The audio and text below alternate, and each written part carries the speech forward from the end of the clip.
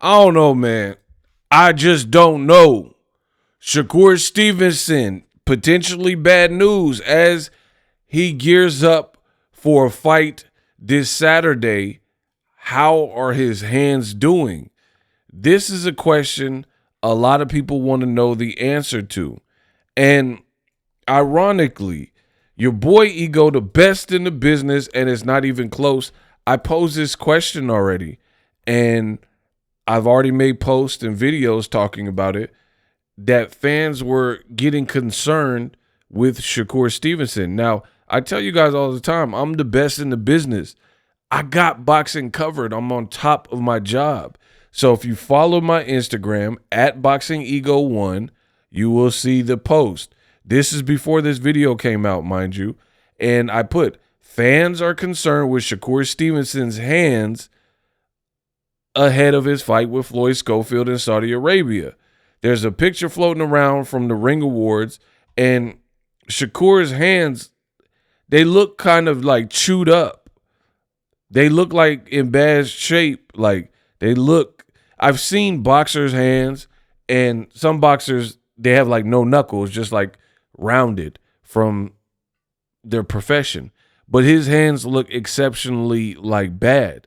And Shakur is making it hard. It's going to be hard for Shakur to beat the Shakur Brittleson and the brittle hands allegations. His hands look like almost unhealthy just from the eye test, right? Again, I'm not a doctor, so don't quote me on that, but it looks like his hands really give him issue. Now, to add insult to injury, that they have a video that they did where they had the fighters from the upcoming February 22nd card, right? And they have a hand gripper. And the hand gripper, it's a dynamometer. It's supposed to measure like how much power you have and strength in your hands or whatever. So I want you guys to take a look at that. Roll the clip. I feel like y'all trying to set me up. I had my hand injury. Right off rip, Shakur Stevenson said, I feel like you guys are trying to set me up. What is he talking about? You see this whole list with question marks. So it's not like they just did it for Shakur Stevenson to make him look bad. You can see all the fighters. I don't know why. They should have done Floyd Schofield. I don't know why they didn't, but they did most of the fighters, right? They did most of the fighters with this dynamometer to see how strong their hands were. And the first words out of Shakur's mouth sounds insecure. I keep calling him Shakur, so it just sounds, you're like, oh, y'all trying to set me up. It sounds paranoid. I feel like y'all trying to set me up. I had my hand injury. Bro, just squeeze the thing. And you're like, I had my hand injury. Y'all trying to set me up. It just sounds very paranoid to me. Injury. Don't judge me. Very. I had my hand injury. Y'all trying to set me up. I feel like y'all trying to set me up. I had my hand injury. Don't judge me. I had my hand injury. I feel like y'all trying to set me up. Don't judge me. Then he squeezes the dynamometer. 33. And he comes up with a score of 33. Hey, yo, it's going to be hard for Shakur to beat these allegations of brittle hands, of no power. He scored a 33. Now, I understand there's going to be a lot of people who aren't familiar with the dynamometer. So ultimately, they don't know what that registers as. They don't know that particular number and, what that means. So just to give you guys more of an idea, Shakur's own promoter, British promoter, 1 more week, mate. Eddie Hearn, he did it too for the sake of this video, and he scored higher. Eddie Hearn said, I'm not a boxer, and he still participated in it. have been correct. 75.8. I'm so done, bro. Shakur got a 33, and Eddie Hearns got 75.8. But Shakur only is like, I don't know why they keep playing this game, but I've seen him do it not just for this fight card. But Eddie Hearn more than doubled you, and he's not even a fighter. That means your hands aren't that strong, I guess. I mean, what's the point of this whole thing? But I could take it a little further than that because, again, some people are like 33, 75. What do these numbers mean? Okay, so for the dynamometer, they actually have a chart, right? The handexer for the dynamometer. And depending on you and your gender, if you're a male, age, and it has a chart, it's like a spreadsheet, right? 10 and 11, if you use this, you're supposed to be able to pull certain numbers. So Shakur did a 33, which would be, it would be a weak female. Like, I'm so sorry. It just sounds They did Shakur. They did Shakur so filthy. This chart, this chart says if a female age the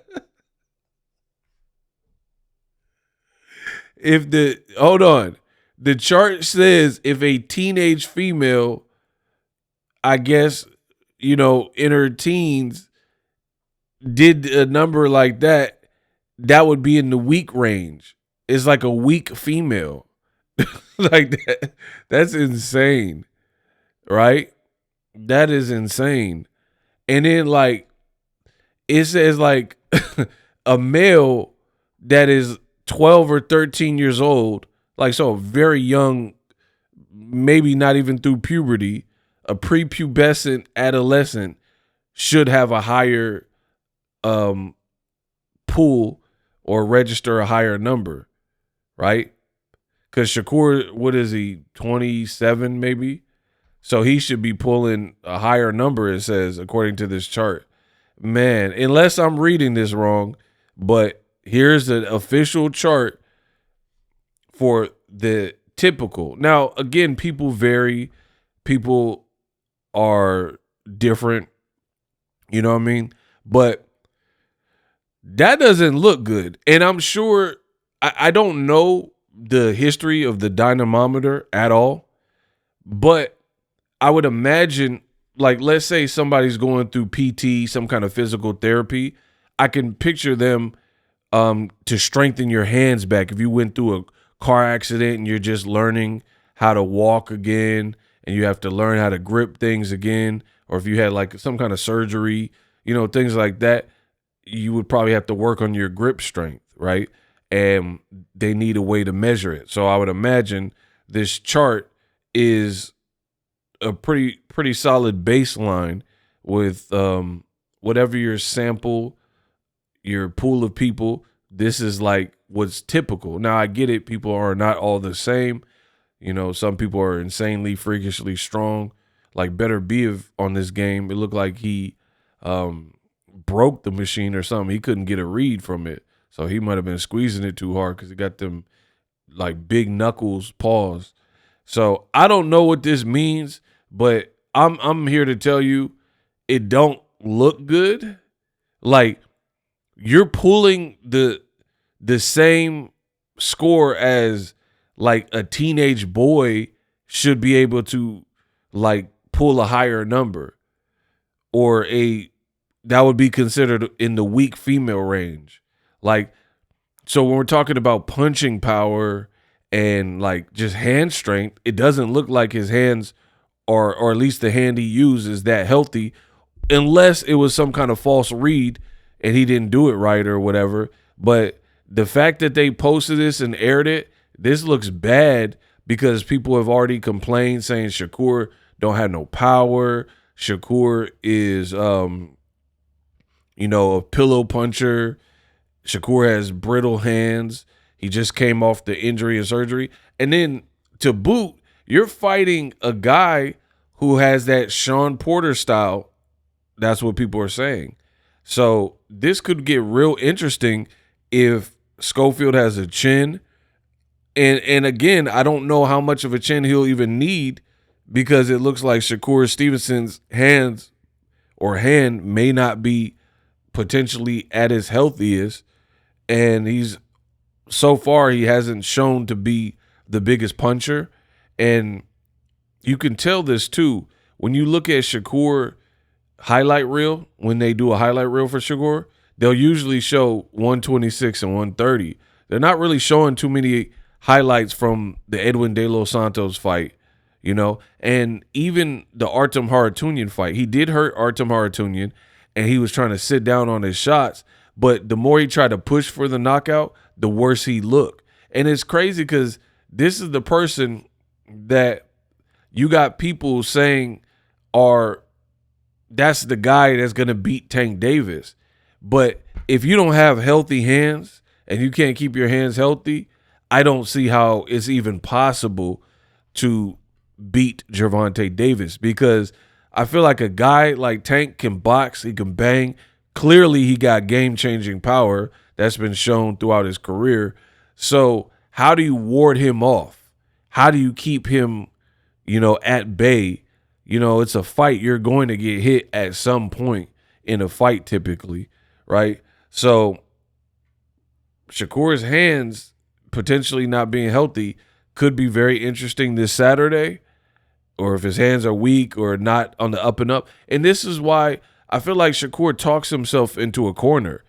You were going to fight William Zepeda, didn't pan out, and you were supposed to initially fight Joe Cordina, pulled out the fight with hand issues, you hurt your hand, and then to try to prove something, when Zepeda fell out, you had an excuse because it was Golden Boy and Zepeda.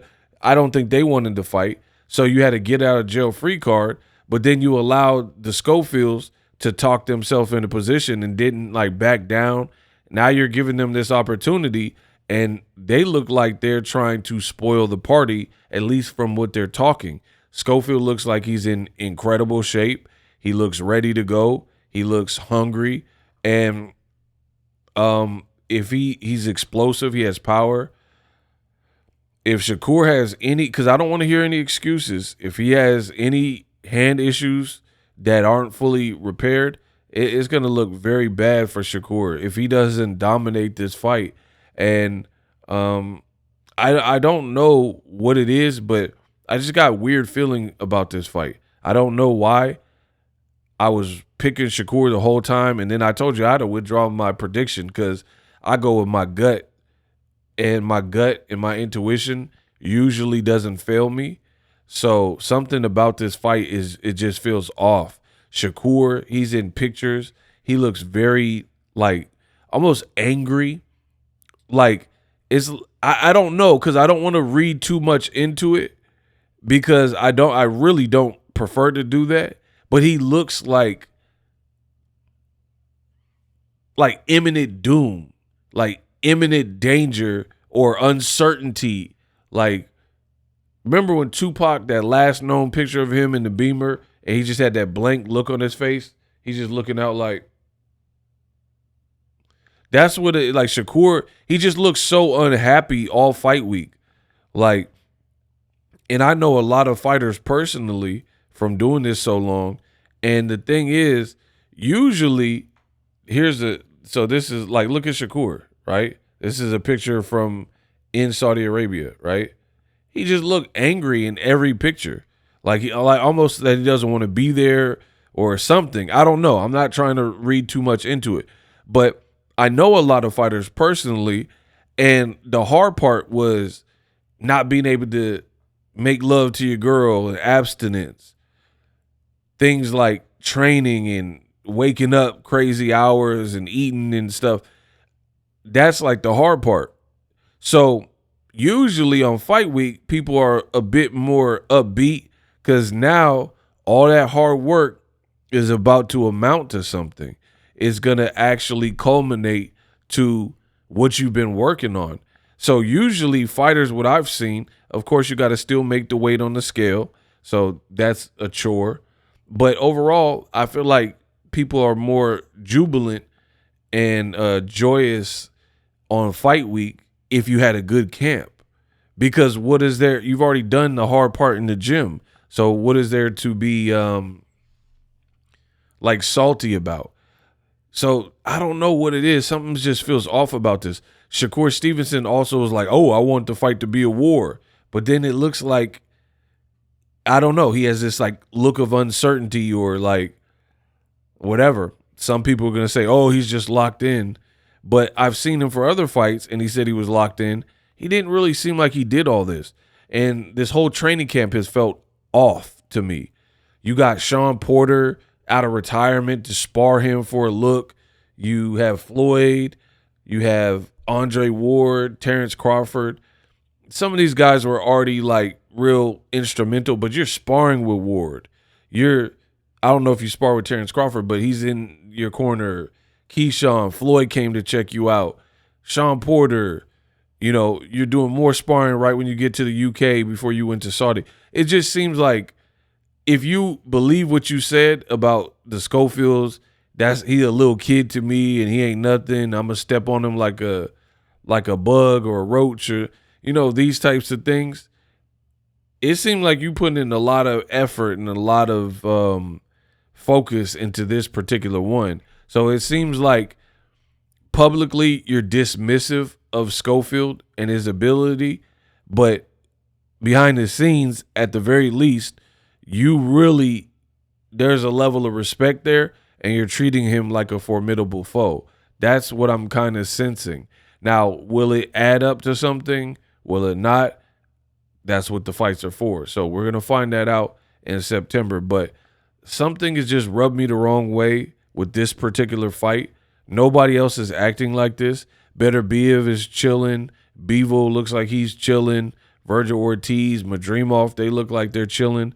And then every time I see Shakur Stevenson, it just looked like like I said, like he's angry, like he don't want to be there. I don't know. Again, I'm not really big on like speculating. I'm not Shakur, so I don't know what his deal is. But I'm just telling you from the outside looking in, like, look, these are pictures from fight week.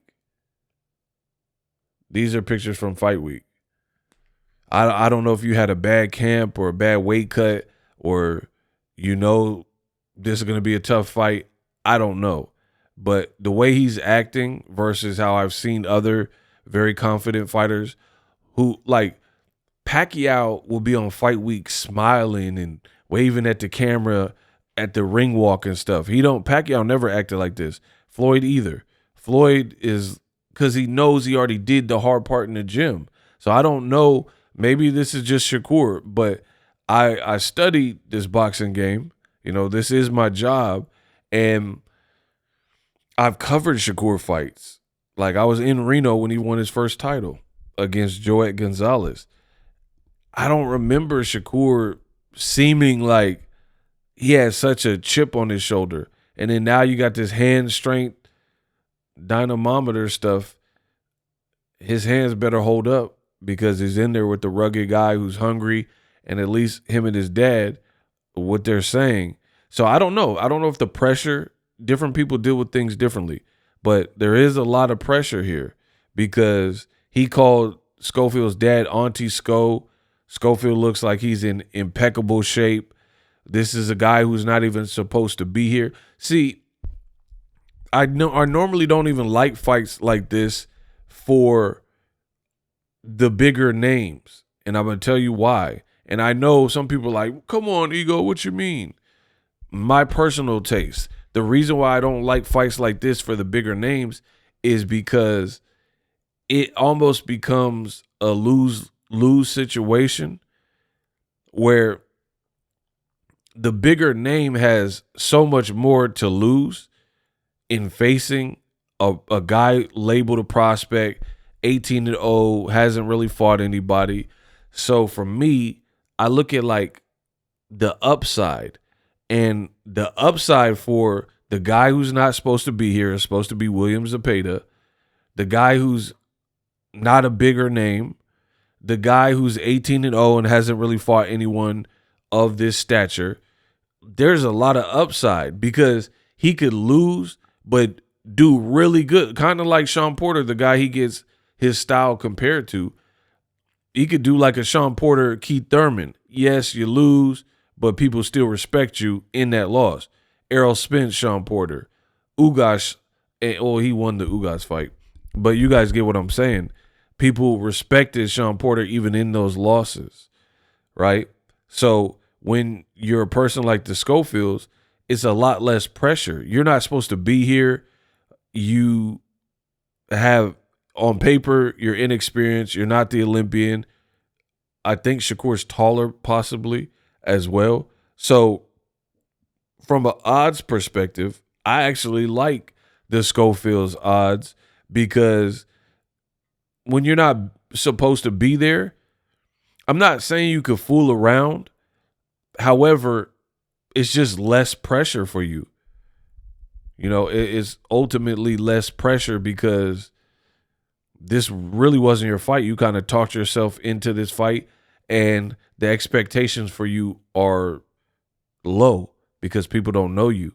But Shakur, you brought the Avengers and Andre Ward and Floyd and Crawford and Keyshawn gave you pointers. Everybody's in your corner. You're silver medalist.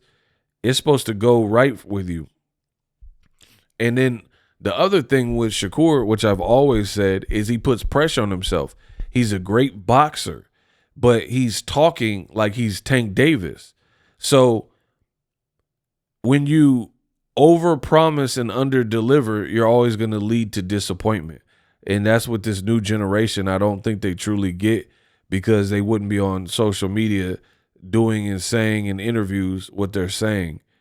You don't overpromise, underdeliver. You underpromise and overdeliver, meaning shut the up, say less, and then just blow people away with a tour de force performance. Instead of like, oh, I'm going to stop him. Oh, he a little kid to me.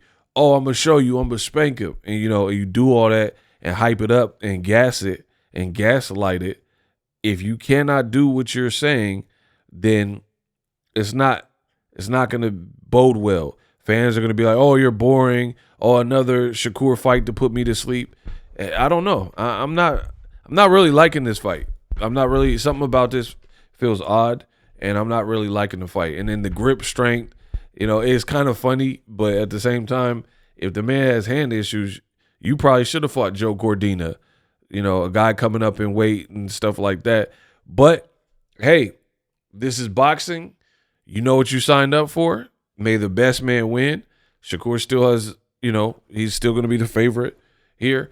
But this just feels weird. It feels like a different if I'm lying, then please tell me a Shakur fight that had the same vibes days out from the fight where Shakur was acting like this. Like the whole time he was with Top Rank. And see, that's another thing is this people are going to say, oh, you're rambling and you don't know. I don't know. I don't know until I know. You know what I mean? But here's the other thing. Some fighters are like superstitious. You dig? Like Manny Pacquiao, he liked to fight in the MGM, right? So if you take him out to MGM and he lose, he gonna blame that. You know what I mean? Because some of these fighters have these superstitions. Like, I gotta wear my mouthpiece or a certain glove, or so-and-so got to wrap my hand. I'm telling you, it sounds far-fetched maybe, but I'm really around boxers and I've seen it. Some people have like, so-and-so got to be in the crowd, or I need this cut man. And if something happens, it'll kind of throw them off their game. You know what I mean? Because they have these built-in superstitions. So I don't know Shakur, how he deals with pressure and nerves and stuff like that. But you got to understand, his first fight got canceled, so he had no introductory fight with Eddie Hearn. This is his first fight outside of Top Rank. His whole career was Top Rank, right? Your whole career has been Top Rank. You were comfortable, even though it didn't end good and it ended sour. You were comfortable with these people because you were in that ecosystem from amateur Olympics right after you signed with Bob Arum, right? And Jay Prince. This is fish out of water territory. You have never fought in Saudi Arabia that I'm aware of.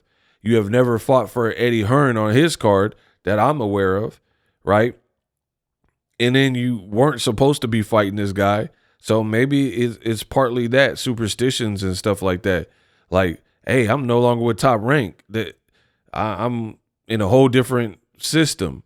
I never fought in Saudi Arabia because I'm not making excuses. It is what it is. I'm telling you how this game goes.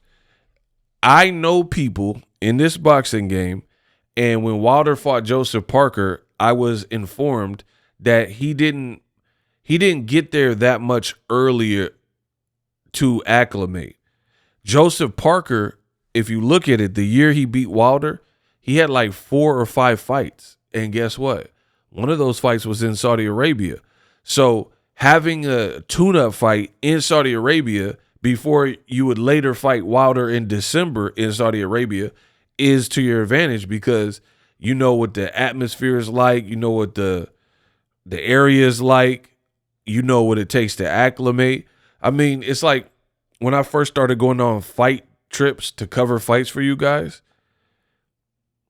initially I was pretty good, but sometimes I would leave my battery charger or forget something or like, oh, where's this cord for this mic?